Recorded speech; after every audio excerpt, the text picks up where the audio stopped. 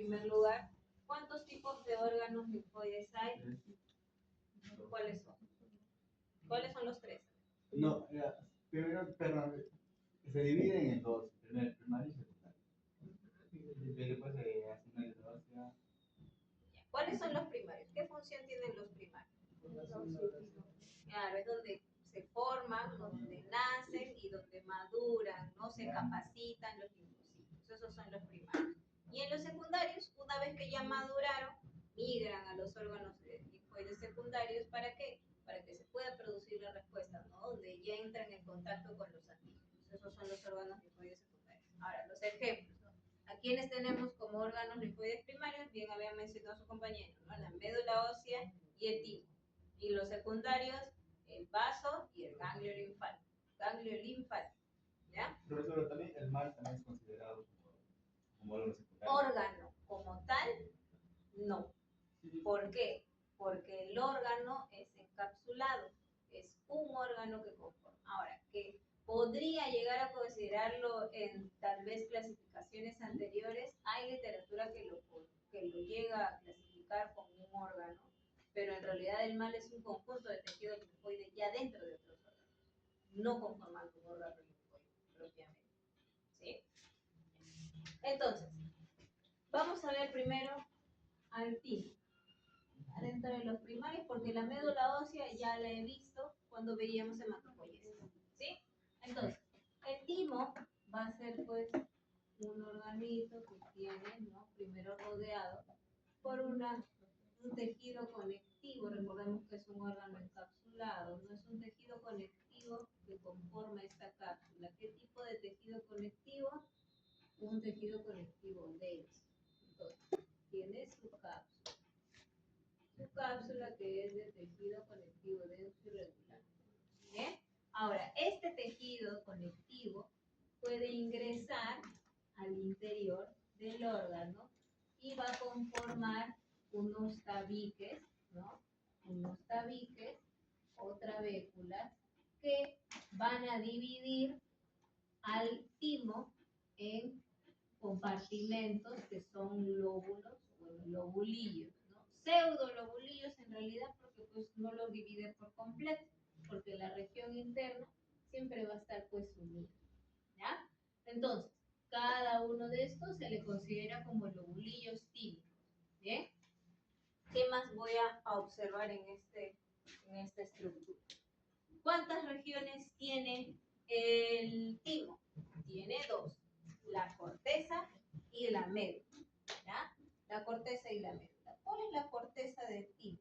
La región más externa. Generalmente se va a ver como una zona más basófila.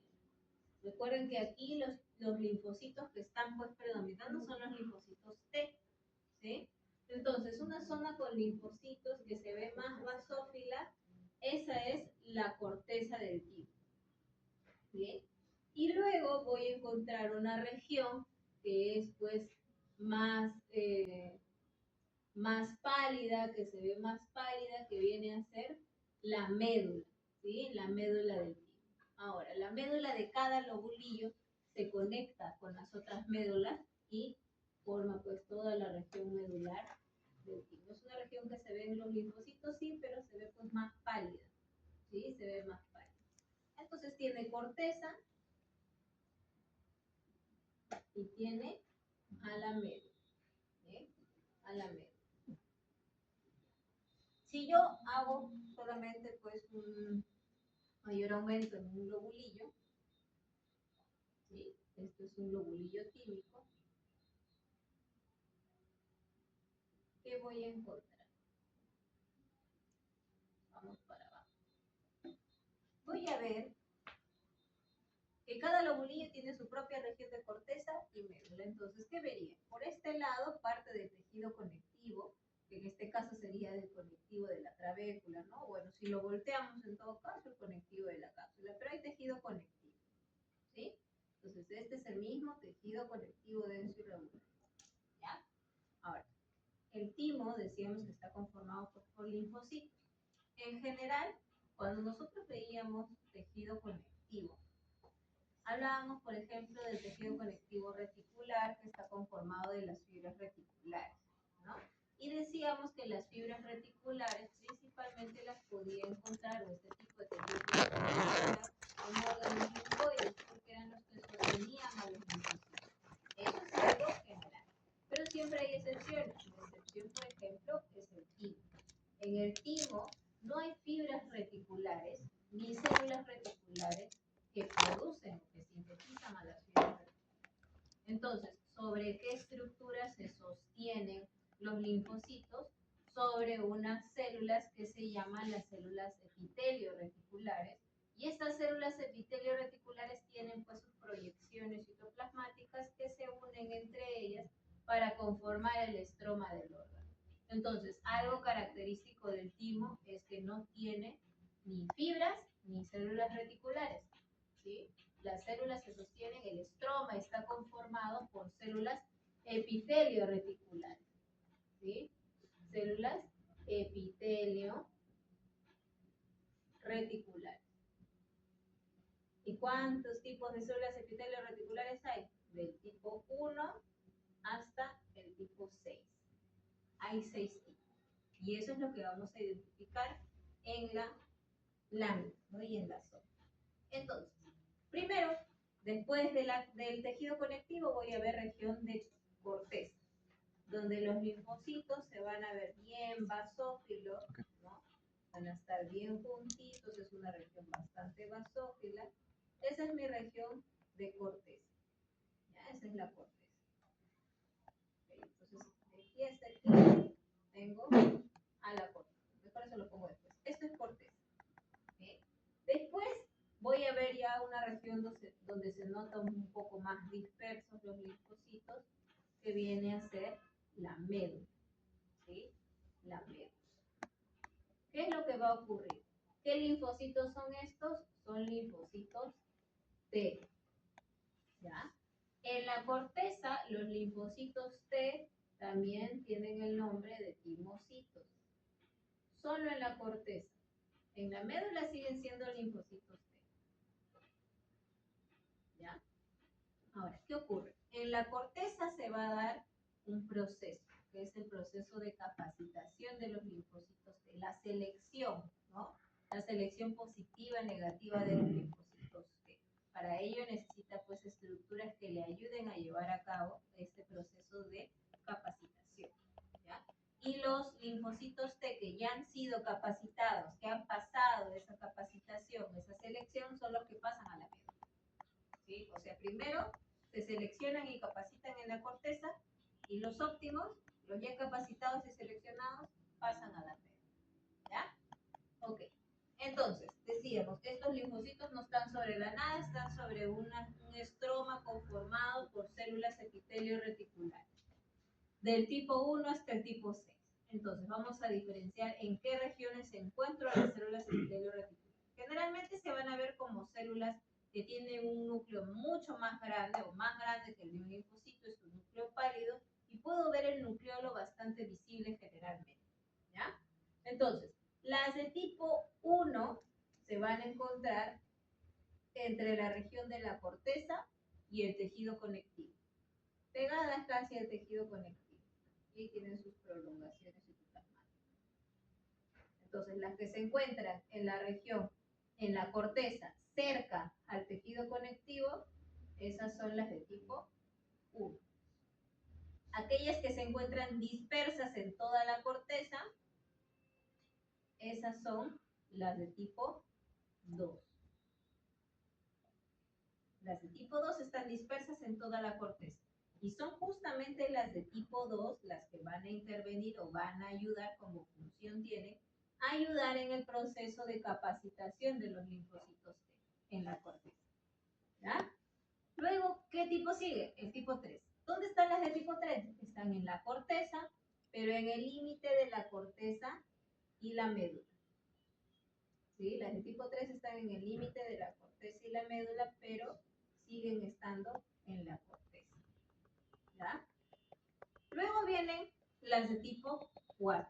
Las de tipo 4 también se encuentran entre corteza y médula, pero pegada a la región medular. ¿Bien? Esas son las de tipo 4. Ahora, Las de tipo 5 se van a encontrar dispersas en toda la médula. Bien, ahí está. Esas son las de tipo 5. Las de tipo 5 están dispersas en la médula. Bien. Y la más característica del timo son las de tipo 6. Las células epitelio-reticulares de tipo 6 son células que ya están en degeneración y que son aplanadas y van a conformar una estructura al agruparse de manera concéntrica, es decir, como si fuesen catáfilos de cebolla, ¿no? Así uno sobre otro. Conforman una estructura que se denomina el corpúsculo de Hazard. Corpúsculo de Hazard. Bien. Ese corpúsculo de Hazard son básicamente células epitelio-reticulares, está conformado por células epitelio-reticulares de tipo 6. ¿Sí? Células epitelio-reticulares tipo 6. Esas células epitelio-reticulares de tipo 6 son las que conforman el corpúsculo de Hazard. No una sola, varias, ¿sí? Que están agrupadas de manera concéntrica, porque son planas. Ahora, como son células que de manera general provienen del epitelio bucofaríngeo, tienen pues capacidad de queratinización. Entonces yo puedo ver muchas veces que dentro de ese corpúsculo hay regiones queratinizadas. ¿Sí? Lo veo queratinizado. Entonces, si yo identifico el corpúsculo de Hazard, yo sé automáticamente qué órgano es y en qué región del órgano estoy. Es decir, si yo viera un corpúsculo de Hazard, en primer lugar, sé que es timo, ¿sí? Órgano es timo. Y en segundo lugar, ¿qué me ayuda a reconocer? Que estoy en la médula del timo, ¿sí? En la médula del timo. ¿Bien? Entonces, las células epitelio-reticulares de tipo 1, 2 y 3 están en la corteza. Y las 4, 5 y 6 en médula. Y la región entre corteza y médula es una región que se va a conocer como que se conforma como una barrera, que en realidad no se distingue mucho, pero que se le conoce como la barrera córtico-medular, porque está entre corteza y médula. ¿Ya? Ahora, algo que sería bueno que también lean de manera adicional, porque en los exámenes suelen preguntar uniones intercelulares, es qué tipo de uniones presentan las células epitelio reticulares de cada tipo. Por ejemplo, las células que se encuentran en los extremos tienen uniones más fuertes, que son las uniones de tipo ocluyente. Es decir, ¿quiénes tienen uniones ocluyentes? La 1, la 3 y la 4. ¿Sí? Uniones de tipo ocluyente, epitelio reticulares de tipo 1, de tipo 3 y de tipo 4, porque están en los extremos. ¿Sí? Y las de tipo 2 y de tipo 5, sus uniones son desmosomas. ¿Ya? 2 y 5, desmosomas. 1, 3 y 4, ocluyentes. ¿Ya? ¿Cómo se llama la barrera corticular? Córtico-medular, porque está entre corteza y médula. Y esto es timo. Entonces, ¿qué hay que saber sobre timo? Que no hay células ni fibras reticulares. En su lugar, el estroma está conformado por las células epitelio reticulares que vienen desde el tipo 1 hasta el tipo 6. ¿Sí? En segundo lugar, que se encuentran distribuidas en todo el timo. Las de tipo 1, 2 y 3 están en corteza, 4, 5 y 6 en médula. Las de tipo 1 son las más cercanas al tejido conectivo. Las de tipo 2 en toda la corteza. Tipo 3 entre la corteza y médula, pero hacia el lado de la corteza. Y en médula, las de tipo 4 entre corteza y médula, hacia el lado de la médula. Tipo 5 dispersas en toda la médula. Y las de tipo 6, que son las principales, conformando los corpúsculos de Hazard. ¿Sí? Son aplanaditas y se ubican de manera concéntrica formando el corpúsculo de Hazard. ¿Ya? Y eso es timo. ¿Bien? Ahora, ¿qué continúa? Continúa el ganglio linfático. Con eso ya terminamos. Con el timo terminamos los órganos linfoides primarios. Vamos a ver los secundarios. En los secundarios tenemos, primero decíamos, al ganglio linfático. Ganglio linfático, porque ya hemos visto otros ganglios. Tienen que especificar qué es ganglio linfático. Porque hemos visto ganglio nervioso. ¿Ya? Entonces, ¿qué característica tiene el ganglio linfático? Tiene como una forma de un frijolito. ¿Ya? Va a tener también regiones.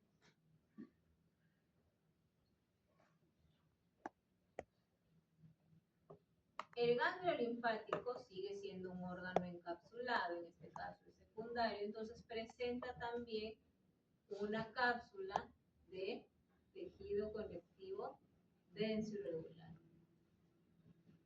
¿Ya? De tejido conectivo. Y también este tejido conectivo se mete al interior del órgano y conforma los denominados tabiques o trabéculas. ¿Sí?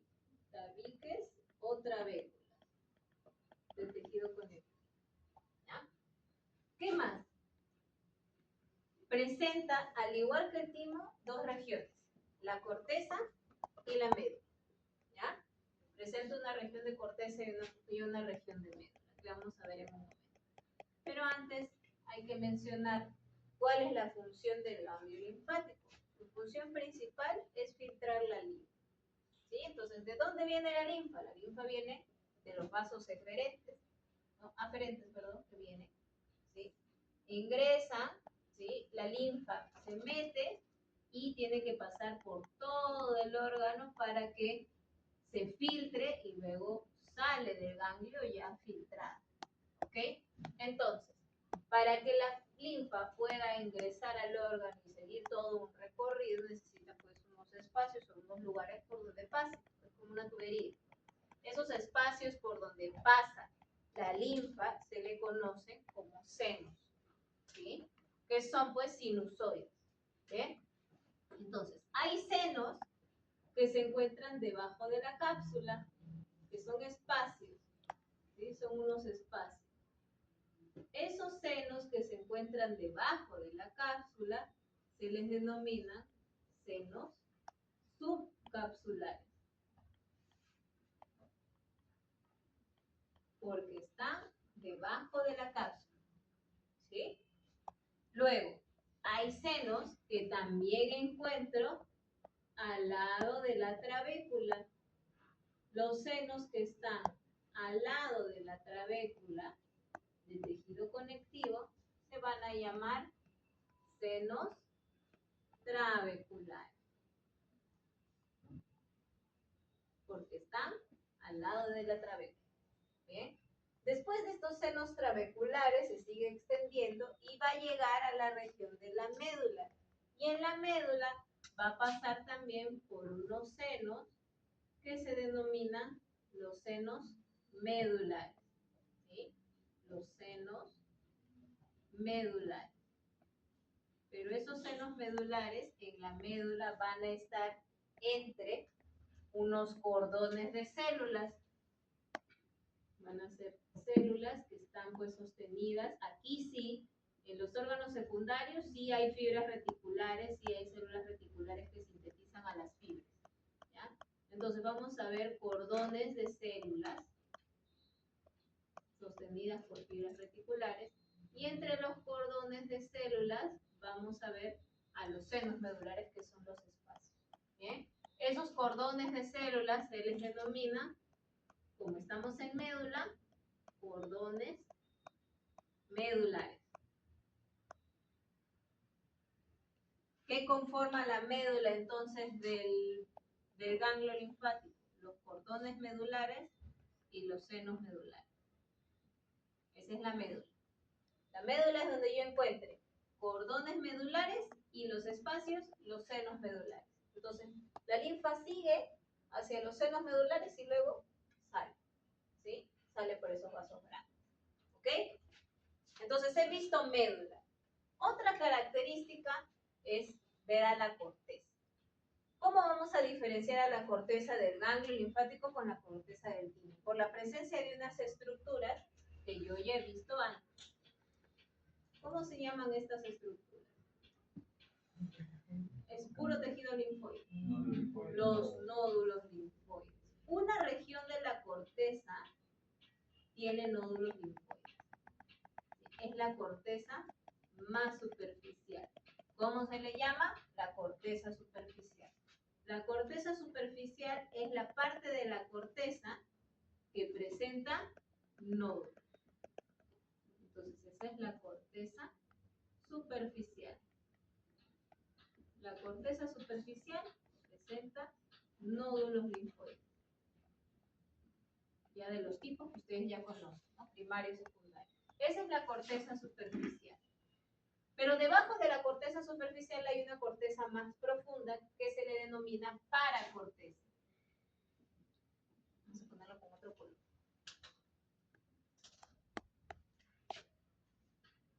La paracorteza es otra región de la corteza, que también es pues la corteza profunda, donde yo voy a ver a mis células ya un poco más, pues una región más basófila que no está conformando nódulos linfoides, sino simplemente los linfocitos se encuentran dispersos, pero se ve basófilo.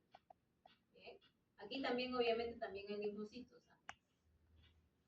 ¿Qué característica va a presentar la paracorteza del ganglio linfático?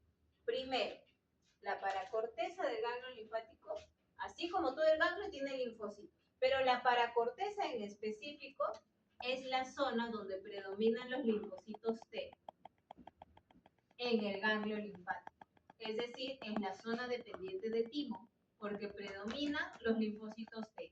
En el resto de las zonas, en los nódulos linfoides, en la corteza superficial, en todo, los linfocitos que predominan son linfocitos B.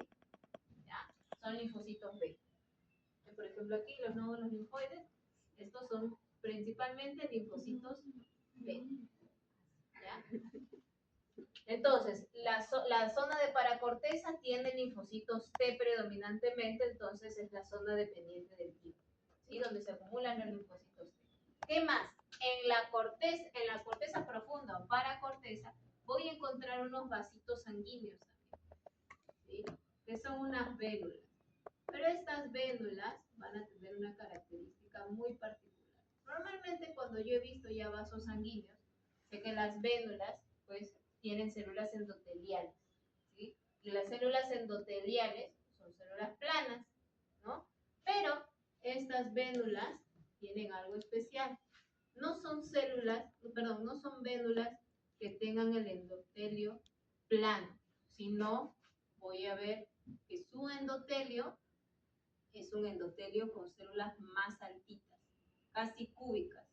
Entonces, se va a denominar las células de endotelio alto, ¿sí?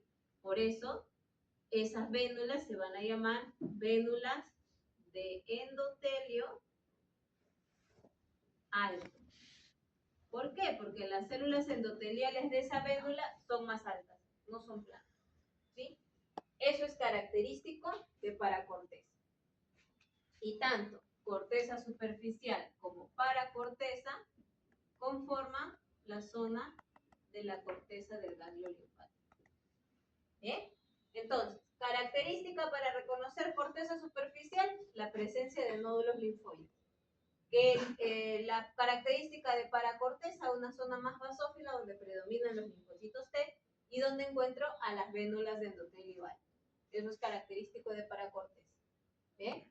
En el resto de zonas, los linfocitos B son los que predominan. ¿Y la médula qué tiene? Cordones medulares y senos medulares. Los cordones medulares, ¿qué tipos de células tienen? Tienen, por ejemplo, macrófagos, tienen células plasmáticas, células dendríticas, además de linfocitos. ¿Ya? Eso es ganglio linfático. Entonces, otra característica es la presencia de los senos. Yo, por ejemplo, en timo no veo senos, no hay espacios por donde pasa el linfa, porque eso es característico del ganglio linfático. Otra cosa, si bien el timo y el ganglio linfático tienen corteza y médula, el timo no presenta nódulos en ninguna región. El ganglio linfático sí. ¿Ya? Y esas son las características del ganglio linfático. Para terminar, ¿qué nos falta ver? El vaso. En el vaso voy a observar que también pues tiene una región de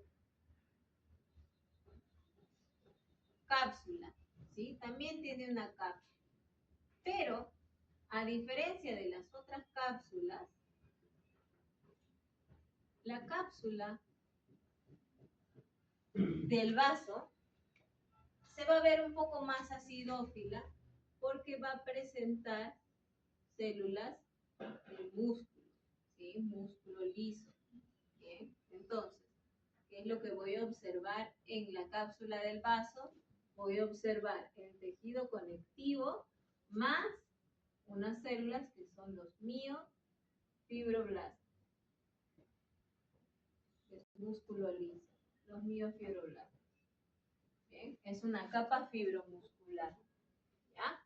Eso no lo tiene ni ganglio linfático ni timo. Otra característica. En vaso, a diferencia de ganglio linfático y de timo, no hay corteza, no hay médula. ¿Qué hay en vaso? Regiones pulpares. Y estas regiones pulpares son dos, la pulpa blanca y la pulpa roja. ¿Sí? Entonces, ¿cuál es la pulpa blanca? La pulpa blanca está conformada por, aquí lo estoy haciendo súper grande, pero pues son chiquitos. La pulpa blanca está conformada por el tejido linfoide. La pulpa blanca es el tejido linfoide. Es decir, todo lo que yo vea de tejido linfoide, eso es pulpa blanca. El resto es pulpa roja. ¿Ya? En la pulpa roja, ¿qué voy a distinguir? También voy a distinguir cordones de células. Cordones de células. Y los espacios, los senos. Entonces vería cordones y senos. Los espacios, los senos, las células, los cordones. Como es vaso, todo es esplénico. Serían cordones esplénicos y senos esplénicos. Y esto es la pulpa roja. ¿Ya? Ahora, para hablar de la pulpa blanca, primero hay que saber que al vaso pues lo atraviesan la arteria, ¿no? La arteria y la vena esplénica, ¿ya? Rama de la arteria esplénica es una arteria que se llama la arteria central, ¿ya? O arteriola central, ¿sí? Tiene sus ramificaciones. Entonces, alrededor de esa rama, ¿no? De esa arteria central, es que se va a acumular el tejido linfoide. ¿Qué voy a ver? Una ramita de la arteria, o sea, de esa arteria central, que es una rama de la arteria recta, perdón, de la arteria del vaso, y alrededor se empieza a acumular el tejido linfoide. Entonces yo voy a ver alrededor de ese vasito sanguíneo linfocitos. Y los linfocitos van a formar como una vaina alrededor de la arteriola. Entonces yo vería mi arteriola, y esto se le conoce como la arteria central o arteriola central.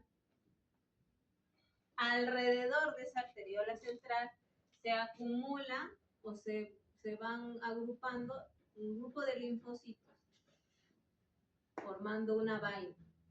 Esos linfocitos son linfocitos T, y la vaina que van a conformar alrededor de la arteriola central se va a llamar la vaina linfática periarterial o periarteriolar. ¿Sí? Es una vaina de linfocitos. ¿Qué tipo de linfocitos? Específicamente linfocitos T.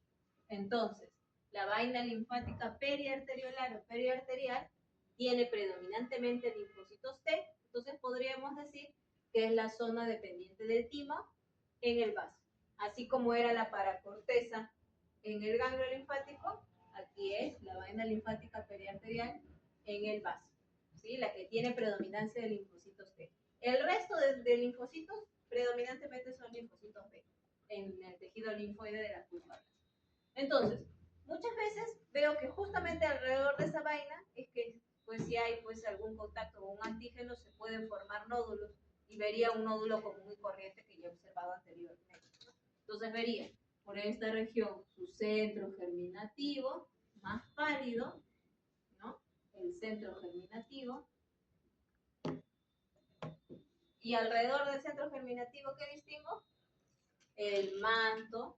Bueno, que ya no, con esto distinguiría pues su manto o corona alrededor. ¿Ves? Su manto, el manto o corona. Y hay una región que va a delimitar a todo el nódulo, que también tiene linfocitos. Esa zona que delimita todo el nódulo de linfocitos se le va a conocer como la zona marginal, porque está estableciendo el margen del linfocito. Entonces esta zona sería la zona marginal. Y eso conformaría toda la pulpa blanca, que cuando se convierte o cuando conforma un nódulo linfoide se llamará el nódulo esplénico. Este nodulito que se conforma, cuando se conforma es un nódulo esplénico. ¿Ya? Y eso es vaso. Ahora, también en el vaso a veces puedo ver que el tejido conectivo se mete y también se acumula como si fuesen unos tabiques, o lo veo aquí simplemente acumulado, tejido conectivo. Y voy a ver grupos de tejido conectivo que se ha metido al órgano. Eso es bastante común. ¿Ya? Y eso es las tres estructuras que vamos